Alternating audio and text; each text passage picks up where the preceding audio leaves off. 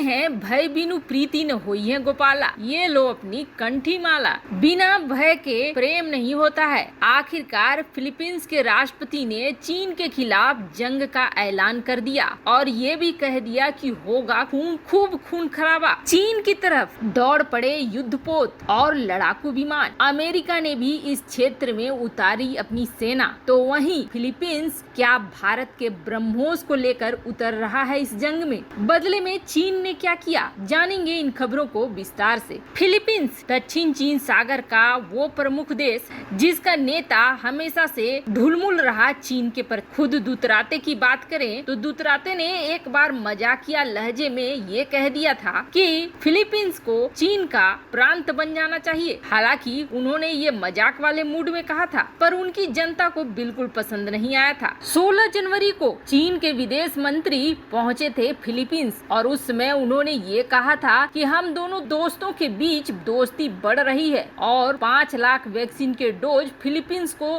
दे रहा है चीन। चीन फिलीपींस की मदद कर रहा है इस महामारी काल में। आपको बता दें 2016 में रोड्रिगो दुतराते बने फिलीपींस के राष्ट्रपति और तब से चीन और इसके बीच दोस्ती सब कुछ ठीक ठाक चल रहा था, रिश्ते भी आगे बढ़ रहे थे। लेकिन इन सब में अब चीन का आरोप ये हुआ कि अमेरिका घुस गया है फिलीपींस के अंदर, जिसकी वजह से फिलीपींस और चीन के रिश्ते खराब हो रहे हैं। पर इस बीच हाल के कुछ दिनों पहले ही चीन ने दक्षिण चीन सागर में फिलीपींस के व्हाइट सन रीफ को कब्जा कर लिया और 200 से 250 जहाज, जिसमें कि कहा जा रहा है चीनी मिलिशिया यानी कि चीनी सैनिक भरे हुए हैं, इन्होंने सबसे पहले तो व्हाइट सन रीफ पर कब्जा करा और उसके बाद धीरे धीरे फैलते फैलते फिलीपींस के और सारे द्वीपों पर कब्जा कर लिया। शुरुआती दिनों में फिलीपींस ने चीन को ये कहा कि हम बैठकर बातचीत कर सकते हैं, हमारे रिश्ते खराब न हो, ये सब कुछ कहा, लेकिन चीन उसकी बात को नहीं माना। उसके बाद फिलीपींस ने अमेरिका के सामने भी गुहार लगाई, पर मामला यहाँ नहीं रुका और अब दक्षिण चीन सागर में चीन और फिलीपींस के बीच विवाद बढ़ चुका है। अब फिलीपींस के राष्ट्रपति दुतरेते ने चीन से बढ़ते खतरे को देखते हुए ये कहा है कि दक्षिण चीन सागर में चीन के साथ युद्ध लड़ने के अलावा कोई रास्ता नहीं बचा है। दुतरेते ने फिलीपींस की नौसेना की तैनाती का ऐलान कर दिया और ये कह दिया कि ये संघर्ष बिना किसी खून खराबे के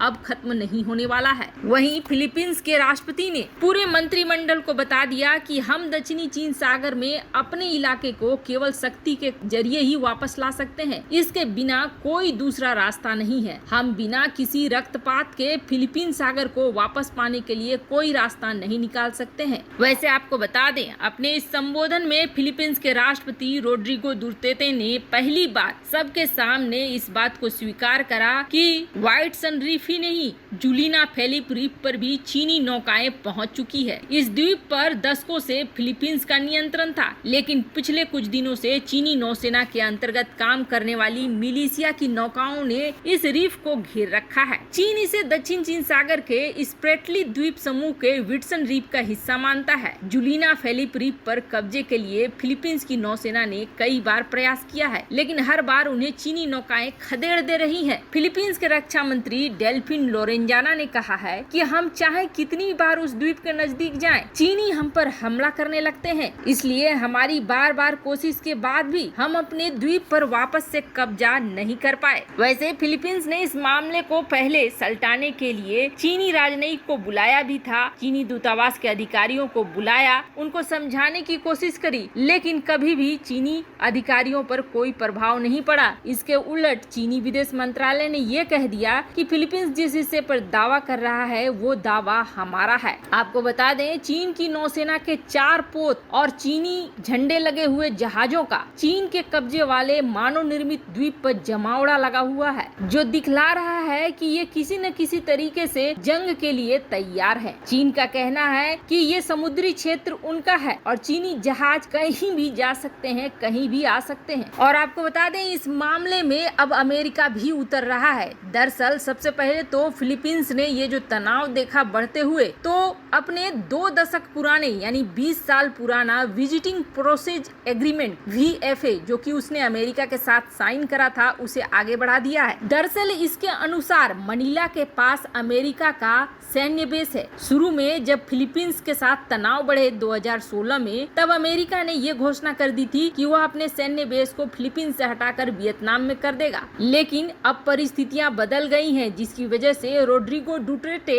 अब अमेरिका के हर बात को मानने के लिए तैयार हो गए हैं, जिसके बाद अमेरिका के साथ सैन्य बेस को बनाए रखने के लिए समझौते पर हस्ताक्षर हो चुका है। वैसे राष्ट्रपति के इस ऐलान के बाद ही अमेरिकी नौसेना के 2 कैरियर स्ट्राइक ग्रुप उतर चुके हैं, खास करके 700 अमेरिकी सैनिक और 1300 फिलीपींस के सैनिकों के साथ। आपको बता दें, 2 दिन पहले ही अमेरिकी रक्षा मंत्री लॉयड ऑस्टिन ने फिलीपींस के रक्षा मंत्री डेलिन लोरेंजाना के साथ फोन पर बातचीत करी और इसी के बाद इन दोनों देशों ने इस चीज का ऐलान किया कि इतने सैनिक वहां पहुंच रहेंगे। जाहिर सी बात है, इन दोनों देश के नेताओं के बीच में आने वाले युद्ध की तैयारी को लेकर भी बात चली है। वैसे आपको बता दें, चीन के खिलाफ इस रवैये को लेकर मलेशिया, फिलीपींस, वियतनाम और इंडोनेशिया ने संयुक्त राष्ट्र संघ में कई नोट दाखिल करे हैं, लेकिन चीन पर कोई जवाबी कार्रवाई नहीं हुई है। हद तो तब हो गई थी जब चीन के युद्धपोत ने फिलीपींस के एक फ्रिगेट पर लेजर गन तान दी थी और यहाँ तक कि जो भी फिलीपींस के नौका जाते हैं उसे खदेड़ देता है। इन सब के बीच दादागिरी से परेशान फिलीपींस भारत से दुनिया की सबसे तेज सुपरसोनिक क्रूज मिसाइल ब्रह्मोस खरीद रहा है। फिलीपींस और भारत ने ब्रह्मोस मिसाइल समेत अन्य रक्षा उपकरणों की आपूर्ति के लिए समझौते पर हस्ताक्षर भी कर दिए हैं और एक्सपर्ट ये कह रहे हैं कि ब्रह्मोस के बारूद से लैस फिलीपींस की सेना अब चीन की चुनौती का मुंहतोड़ जवाब दे सकेगी। हांगकांग में छपी साउथ चाइना मॉर्निंग पोस्ट में विशेषज्ञों ने ये कहा कि फिलीपींस के दुनिया के सबसे तेज सुपरसोनिक मिसाइल लेने के फैसले से उसकी सेना की ताकत काफी बढ़ जाएगी। इस मिसाइल के जरिए फिलीपींस अपने तटीय इलाकों की रक्षा कर सकेगा।